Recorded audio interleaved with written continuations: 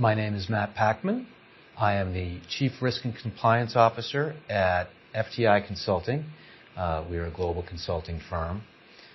I started my career after graduating from the University of Virginia Law School in 1991 and went from there to a federal appellate clerkship and then on to work for a large international law firm, O'Melveny & Myers. I left O'Melveny to go in-house to practice law at a company called MCI, which is a telecommunications firm. MCI was later purchased by a company called WorldComm, and WorldComm was owned by a man named Bernie Ebbers, who later went to prison for ethical violations. It was at that point that the company came to me and asked me if I could start an ethics program at the company as it emerged and tried to reform itself. I worked at FTI for a couple of years. FTI is where I work now.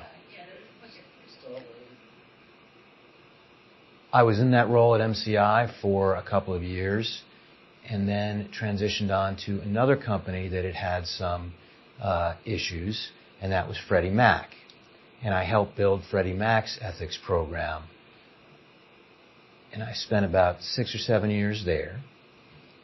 And then I got a phone call about becoming the Chief Ethics and Compliance Officer at a pre-IPO, privately held company called Altegrity. And I went and I worked with them for a couple of years setting up their program and ultimately transitioned to where I am now at FTI. So just help us.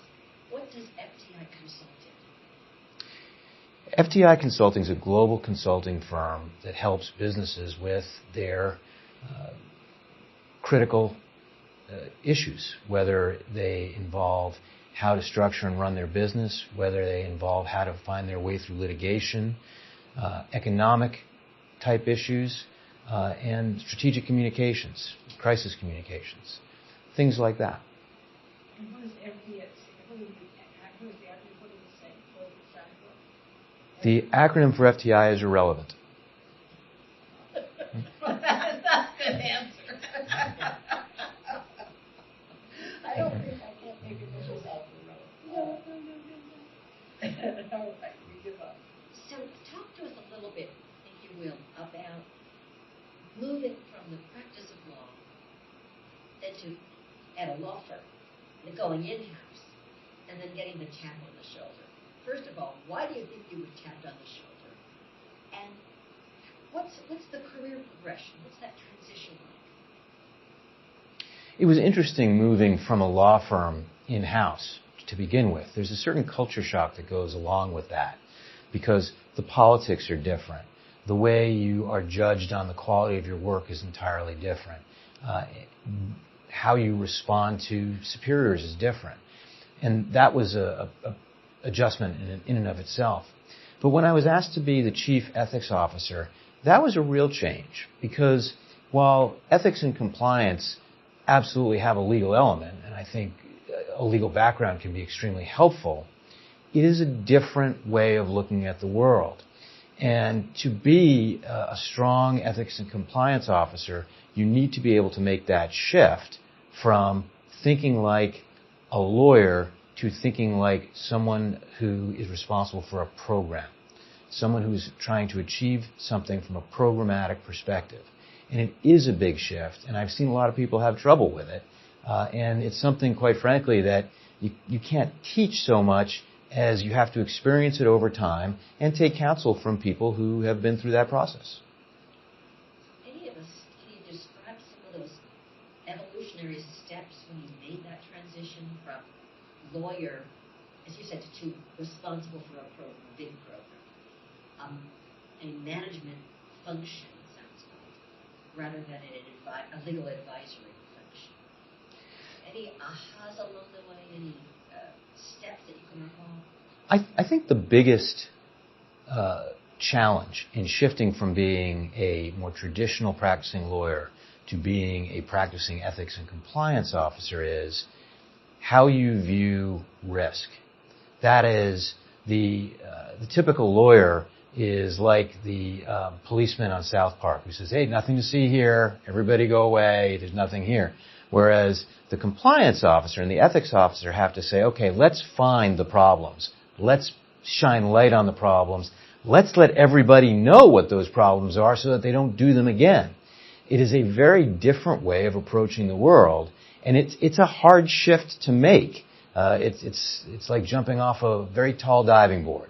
And then once you do it, you can get more comfortable with it. But it's not the way you were trained as a lawyer. So how did you train? Did you train yourself, or did you have some mentors?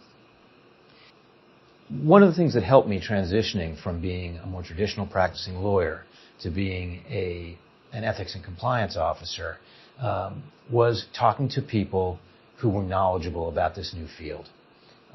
And the first place I went was the Ethics and Compliance Association, which was then the Ethics and Compliance Officer Association, or the Ethics and Compliance Association. It's changed a few times. And I sat down with Carrie Penman at the ECA, and she was very helpful, walking me through all of the different elements of a good ethics and compliance program.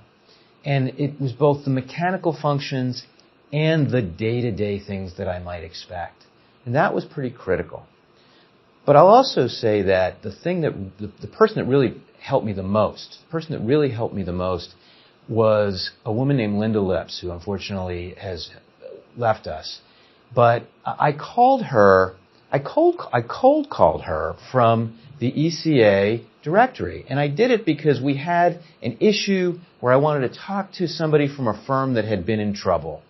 And Linda was with Waste Management, and I knew they had been in trouble, and I'd never met her before, and I called her. And I asked her the question, and she answered it, and then she said, "How long have you been doing this?"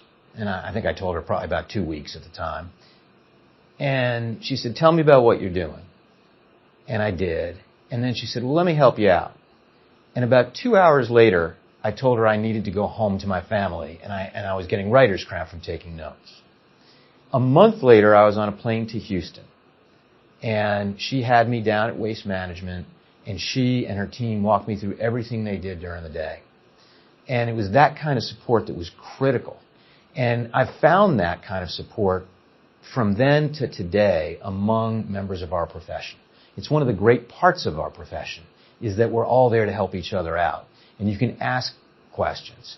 Back then, I think it was even more critical because there wasn't all this information that was out on the web that you can reference. And there were a lot fewer people writing about it. But it's still the same today, really. It's calling someone up, and you can hear in their voice that they understand the panic that you're feeling or the weird question that you think that no one has ever addressed before, and they're able to help you work through it or talk you through it. It really is an amazing thing. Looking back, can you recall any of those really weird questions? The things that you just weren't prepared but you needed some help on? Do you remember what they are? You know, I can't remember. Sorry. I have received some weird questions over the course of my career. And some of them my colleagues have been helpful with, and others I've had to struggle through myself. One of my favorites was one of our people at a prior company. He called me up and said he had been out on an entertainment trip with some vendors, and the trip was a fishing trip. There was nothing wrong with the trip. It was fine. He got back, and a couple of weeks later, he received in the mail a large package, and it was a stuffed fish. It was one of the fish he had caught. It had been stuffed and mounted by the vendor. And he wrote me a note, and he said, "My guess is that this probably cost more for them to put together than our gift policy allows. Having said that, it's a stuffed fish that I caught. What's the answer here?" And what did you answer? Well, my answer to that question, I think, was that we let him keep the fish because it didn't have a market value that was particularly high. But what really was going through my head was, when I graduated from law school, I did not think that I would be answering questions about whether or not one can keep a stuffed fish. And this is where my career has taken me. I'm sorry. Okay. We're going to turn a little bit in the interviews, you've been at two very troubled organizations, MCI WorldCom, Bernie Ebbers, Freddie Mac, and you've been in hot seat positions. We'd love to hear any of the stories, the reminiscences, what those times were like, what questions, what problems just landed on your desk, how you handled yourself, what it was like to be you during the heat of those days. People. You came after Bernie Ebbers went to jail, didn't you? No. Oh, you were there before the fall, so to say? Well, I'm now not speaking to the camera, so I'm going to look at you. I came over and was a practicing lawyer at MCI. Bernie bought MCI. I was that, and then I got drafted after Bernie. Yeah. It's okay. Just because let's just clear up that how you got into the compliance role at MCI, and then just reflect on some of this. So people often ask me about being the first ethics officer at MCI after the WorldCom debacle and how this came to be. And it really went like this. I learned about the allegations of fraud the same way most people did. I saw it on television the night it was announced. And obviously the next day in the office was an interesting day. At the time, I was still doing litigation and administrative law for that company. And at a certain point, the phone rang, and it was the general counsel, and he asked me whether I would be willing to become the new ethics officer for MCI. He said, apparently companies have such things, and we should have an ethics program. And he told me I'd be reporting directly to him and working with the CEO and the board of directors, and that was obviously an interesting challenge for me, and that's how I got into that position. Now, fortunately for me, I didn't have a lot to do with investigating the fraud that everyone knows about. There were teams and teams of outside lawyers, investigators that were involved in that. But, as you might imagine, there was a culture at what had been WorldCom that was not a very strong culture when it came to ethical behavior. And there were a lot of things that weren't in the news that required cleanup. They weren't as sexy, they weren't as troubling to the rest of the country, but they involved, minor things like petty fraud and things like that. And those were the kinds of things that I had to investigate. The investigations of those things were somewhat straightforward, but this is where I really learned about the importance of culture and culture change and the role of the ethics and compliance officer in culture change. Because the role is not just about being the vice principal or being the cop, far from it. It's about saying, okay, how am I going to take a group that may have had a bad tone at the top, may have had a not particularly healthy culture, and turn that around?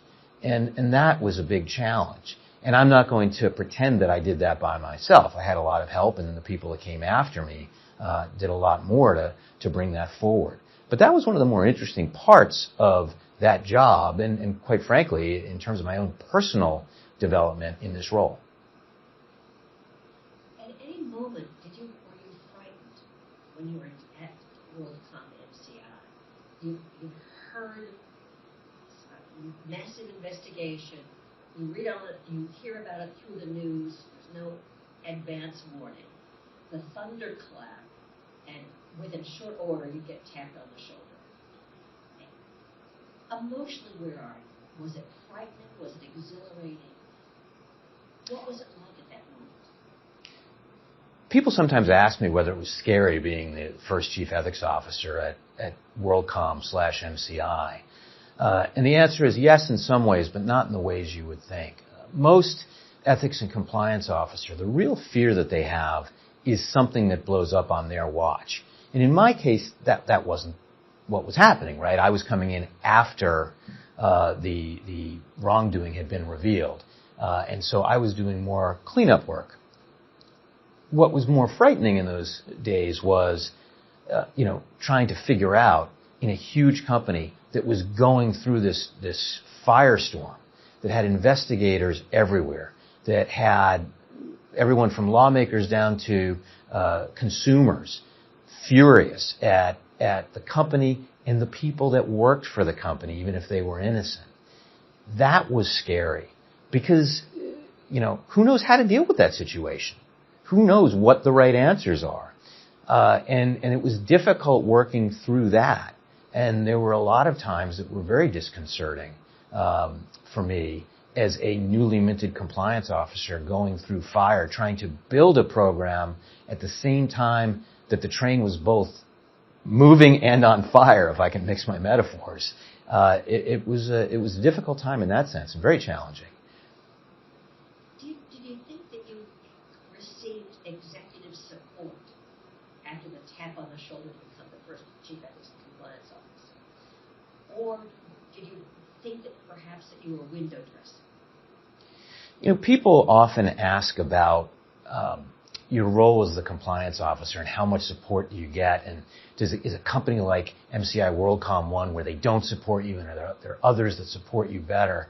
And the answer is you do get different levels of support. But for me, as the first compliance and ethics officer at MCI, there was a fair amount of support because, of course, everyone knew we had just gone through this terrible event, and I think most of the employees were thinking, the whole group needs a shower, if you will, right? So you have, when you're appointed after a crisis, there's a little bit of wind beneath your wings. The challenge, I think, for me in that role was that nobody in the company was familiar with what this role does. And so understanding just how much support and just how many resources it might need at a time when it's cutting back because it's facing bankruptcy, that's a challenge, right? Where people, I think, are philosophically supportive, but they're not sure exactly how to deal with things mechanically. I've worked at other places where leadership is very, very strong in terms of culture and wanting to promote it, and then you get a great deal of support and a great deal of airtime. And I've worked at other places where it's definitely, the role is seen as a check-the-box function. We need one of these roles. We need an ethics officer, so we're going to hire one. And, sure, we're fine. Go ahead, put in place the code of conduct, put in place certain other things. But the degree to which we're going to support you is going to be limited. And those, of course, are the harder ones to deal with. I've never worked anywhere where management is outright hostile to the function. I think where management would be hostile to the function's not going to exist for the most part. But there is a degree of whether it's seen as a check-the-box exercise versus really a role that contributes to the growth and health of the firm. What are some of the indicia, what are some of the things, the factors or the elements of behavior you observed that would tell you, check the box, true believers? When I think about what makes the difference in a leadership group, about whether they really are supportive of the program, a lot of times it's a gut feeling. I think there are firms that will throw money at a problem, and that's always good, but that doesn't necessarily mean they're true believers. It really comes down to when you're going into the CEO's office, when you're going into the GC's office, when you're going to the office of the head of HR, and you say, hey, I've just received the following report. How do they react to that? Is their reaction, okay, how does this work with our culture? What do we need to do to address the situation appropriately? And by the way, simply saying, off with their heads is not necessarily an indicia of being supportive. What's being supportive of the program and really understanding the program is being thoughtful about it and saying, okay, what do we need to do to promote our healthy culture in light of what I have just learned? That to me is the critical thing. Can you talk about, I think you've had experience with regulators. Yeah. Are you able to talk about that? Yes. Without any specificity? Yes. And the financial sector as a whole. Yeah. Because you talked a little bit about relationship building with senior execs. It'd be good to talk about any relationships with board members or governance, and certainly with regulators, who are very, very interested stakeholders. And how in your roles did you interact? Did you have opportunity to influence, to learn. Right. What was that like? I've had a number of opportunities throughout my career as an ethics and compliance officer to deal with regulators and different types of regulators. More generalized regulators, like the ones that I would deal with at a place like a Freddie Mac, for instance, there was a really important educational role for me to play. And it was interesting. I think at that time, because the role of ethics and compliance officer was new, regulators would come in and they'd want to go over your docket, which was fine and expected. But I think there was an expectation on their part that there would always be some major crisis or major fraud that was going to be in your logs. That's what, ethics and compliance officers do, and that's what comes in on helplines and hotlines, right? Somebody's committing fraud. Somebody's doing something terrible. And there was always this educational piece of saying, actually, a lot of the stuff that comes in, the vast majority of the stuff that comes in is more plain vanilla. It's more basic human resources type issues or a small, issue involving a policy violation, but nothing is particularly sexy. And yet you have to deal with all of those as if they're as important as anything else. And getting the regulators to understand that that's sort of the status quo, and then developing with them an understanding that you are going to communicate with them appropriately when they really need to know something and earning that trust. That's a critical thing to do. And understanding the balance in that relationship. The other thing is to think about what is it the regulator needs from you. Beyond understanding how your role works, what kind of documents, what kinds of information do they need in order to feel comfortable? It's the same kind of analysis in some ways that you go through when you're thinking about what does my board need to know. The information may be slightly different, but it's a similar kind of analysis and a similar kind of thought process. You've talked a lot about your role and different sets of relationships with stakeholders. I haven't heard you use the word independent. And I'm wondering whether you view the role as one of independence or not. And if so, what are some of the indicia? What are some of the stories around independence? And if you don't think it's independent, let's explore that as well. The role of Chief Ethics and Compliance Officer is an interesting one because one is often asked about the independence of that role. And can you do what you need to do, or are you under the thumb of management? And in some ways, I think people misunderstand what independence means. You absolutely need to be in a position to stand up and say, I see something that's wrong here that needs to be fixed. And if you have to, take that all the way up to the top of the organization. But that's not how I really view my role on a day-to-day basis. The way I tend to explain it is, I'm like the guy who sells you burglar alarm services for your house. I'm going to go into your house. I'm going to look around. I'm going to see all the places where things can go wrong. I'm going to look at the windows. I'm going to look at the doors. I'm going to look at fire risks. I'm going to look at all kinds of things and look at where things can go wrong. And then I'm going to tell you how you can minimize the risks of those things going wrong. And I'm going to show you how you can do it. And in many cases, I'm going to do it for you when it comes to drafting of policies and other things. In other places, I'm going to talk to you about how you can make your house more safe. And the point of that analogy is, I'm working with you. I'm not, I'm independent, but I'm not an outside regulator. I am not the vice principal. I'm succeeding if my entity is succeeding. I just believe the entity is going to succeed better if we operate in an ethical and compliant manner. So are you part of management? Are you first cousin, one step removed from management? Am I How part? do you preserve the independence of judgment, but still influence operationally how things get done? Am I part of management, or am I independent from management? I would say that I'm part of management. I don't think that necessarily means that you can't be independent. There are ways in which you can help build something and build a business, so long as you and everyone else know what your responsibilities are with respect to your role And in my case, that means independence. In my case, that means if I see somebody doing something wrong, if it comes to it, I've got to go straight to the board and I've got to say something. That doesn't mean that I have to be separate from management and can't work toward building something. And I think that's an important thing to understand, because if you get too far on either side of that, I don't think you can do your job well. And you see a lot of people getting on one side or the other of that?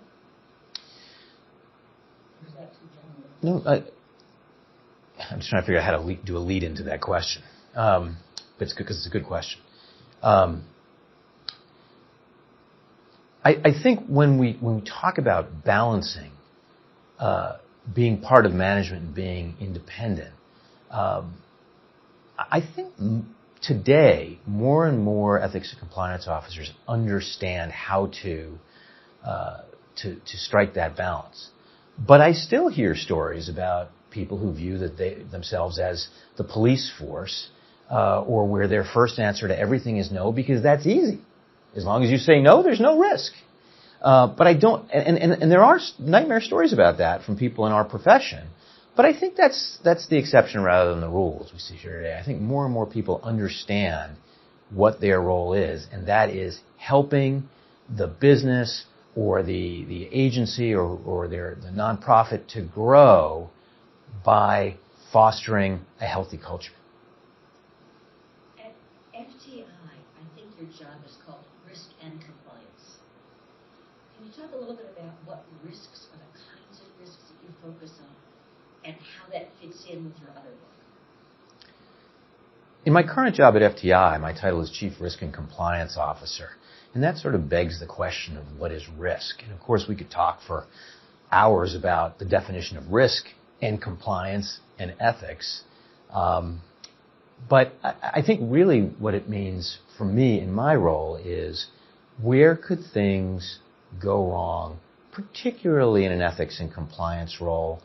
But I also, in my particular job, I'm responsible for our major insurance policy. So I need to know where things can go wrong from an operational standpoint as well.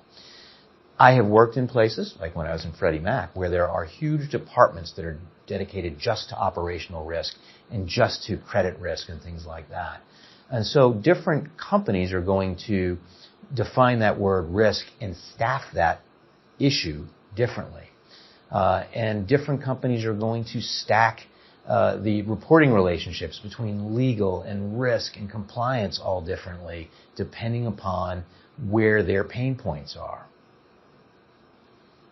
Are there some risks that you see looming in the next 5 to 10 years that we need to be thinking about, and more particularly those in ethics and compliance may start to become active in? I know that's the crystal ball question. What's looming on the horizon? Ethics and compliance officers are routinely asked, what's the next thing coming? What's the next thing that we have to worry about? Right now, as I sit here in 2020, I think many of us are consumed with privacy-type issues. The privacy laws are changing so dramatically in Europe and in the United States and elsewhere that the chances of someone violating something there and there being a significant fallout from that are tremendous. So that does seem to be the biggest risk right now. Having said that, again, sitting here in 2020, we just heard about the Houston Astros baseball scandal and the players who were cheating and calling out pitches, and that's just traditional bad ethical behavior, right? It's famous because of who did it, but it's traditional bad ethical behavior. So I cannot sit here and say we should only be looking forward to see what the next thing is, because unfortunately, the old stuff is going to stay with us too. And that is the real challenge, is that nothing ever seems to fall off the table. We may get a better hold on it. We develop better controls to keep things in line. But all of the old problems tend to find a way to resurface. And you can never, you have to keep your head on a swivel all the time, because you have to be looking forward and looking backwards.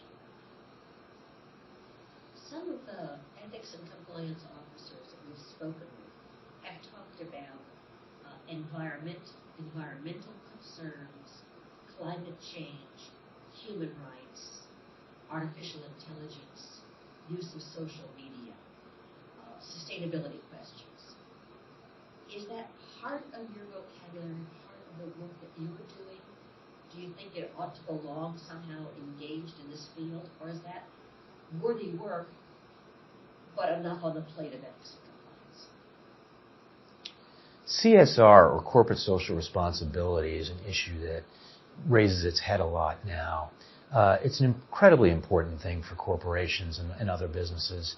The question of whether it should apply to or be in the realm of the ethics and compliance officer is an interesting one. On the one hand, I might say no. It really is about people, and it is closer to a human resources issue or an issue that's just dealt with by management generally. But a good CSR program can be really important in influencing culture overall. How do we, the employees of our enterprises, think of what the role of our enterprise is in the community? That makes a big deal for purposes of culture, and that, of course, can affect ethics and compliance. So the concept of an ethics and compliance officer simply saying CSR isn't mine, I think, is short-sighted. Whether CSR should report to the ethics and compliance officer, I think that's a more complex question. Is that okay? Are you willing to talk about the events that in your past, key events that have really shaped who you are today as a professional? Their successes, their regrets, their failures, but 2 or 3 episodes that say, these were some of my trials by fire, or some of my unexpected joys. There are a few things in my development as an ethics and compliance officer that really changed the way that I did my work and influenced me. One is very simple and basic and happened early on. It was the very first internal investigation I ever had to work on.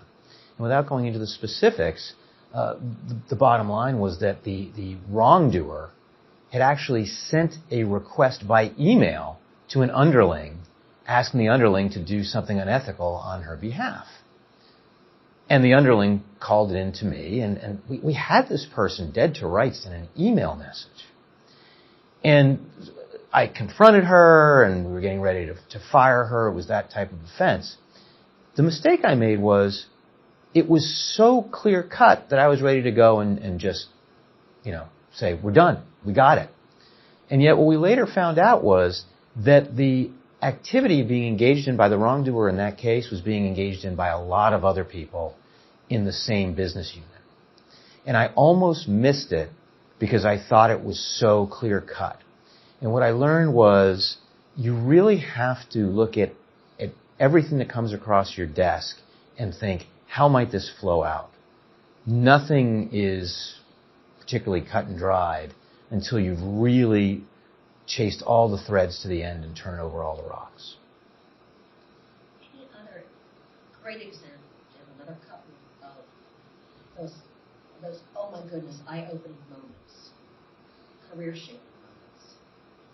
A critical eye-opening moment for me, as an ethics and compliance officer, but really as a more senior professional or someone who is transitioning into the role of a senior professional, is understanding what my role is and how to play it. It's very important for an ethics and compliance officer to be able to go all the way to the top if they have to deal with an issue of wrongdoing.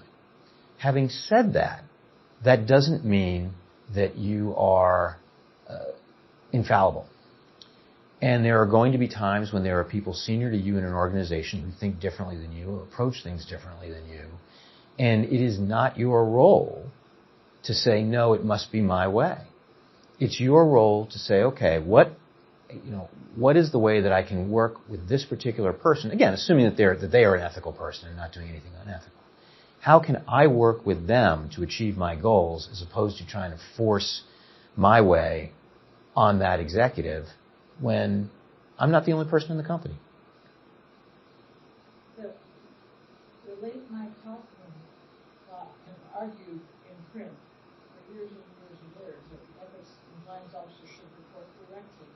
to the CEOs as you would, to avoid getting sidelined, I would say. I think that was his reason for another business. What do you for really? Do you want me to reference Mike in my answer? Do you want me to reference Mike in my answer? You can do it.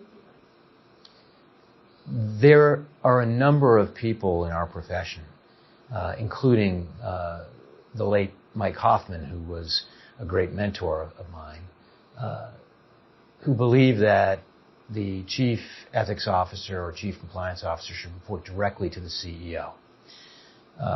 And there's a lot of reasons for that. One is to show how important the role is. Another is to not have that person's voice adversely affected by the general counsel or somebody else who actually plays a different role in the company. And probably the majority of ethics and compliance officers agree that that's the better form. I don't disagree that that's the better form, but I tend to be in the minority in thinking that it's not critical. What I do think is critical is access. For me, with my CEOs, if I walk up to their door and knock on the door and they see me and I have a particular look on my face, they wave me in. If I have that kind of access to the CEO, if I have that kind of access to the chairman of the audit committee, I'm not worried necessarily about my administrative reporting relationship.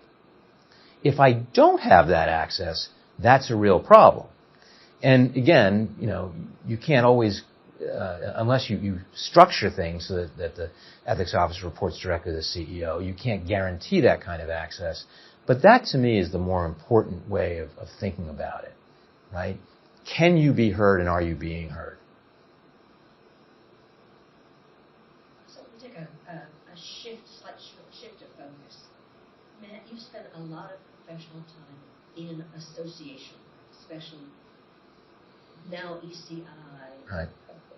Prior iterations. We'd love to hear some of the stories of the contribution these associations have made, the roles that you have played over time, and how you see this as part of what's now called the ethics and compliance industry. How do these associations also support what we're doing? From the very beginning of my tenure as an ethics and compliance officer, I got involved with what was then the ECA and is now the ECI. And it has been absolutely invaluable to me to be a part of an organization like that. From the beginning, it was the organization who taught me the ropes, who taught me what are the basics that I had to do. And then when I started going to conferences, just being with fellow travelers was so important. Every 6 months or more to sit with people who were going through what I was going through, where I could compare notes and really be in a safe space. And that was so important to me. And it was the only place at that time that you could go and learn about some of the developments in the industry, because again, this is, I'm talking about 2002 to 2004, the internet wasn't then what it is now. I think, as we have developed as an industry, there are more sources of information, and that's a terrific thing.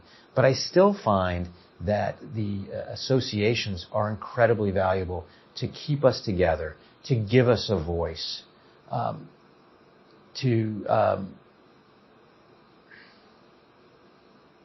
I had another thought. It just left me. They keep us together and they provide support to associations. They give us a voice, they give us a presence. Yeah. Helpful, especially for you at the beginning of your career. Do they continue to provide help and assistance for someone at a very highly developed, a very mature point in career? That was what I was going to say. I think that today, associations of ethics and compliance officers continue to be valuable. They've changed in some ways because the basic information is much more easy to obtain, and because there's more people in the profession strewn about various companies, so very few people are now starting from scratch. What they do now, though, is they help you to dig deeper.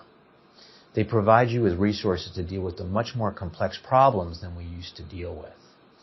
They are able to deep dive into things like, the psyche of the American or the global worker, to figure out what drives people, including what drives them to behavior that may be inappropriate. And that helps us to get out in front of things. Some of the data work that's being done now that, not only can help you prove the ROI of your program, but actually may be able to help you spot problems before they become bad problems. This is incredible stuff.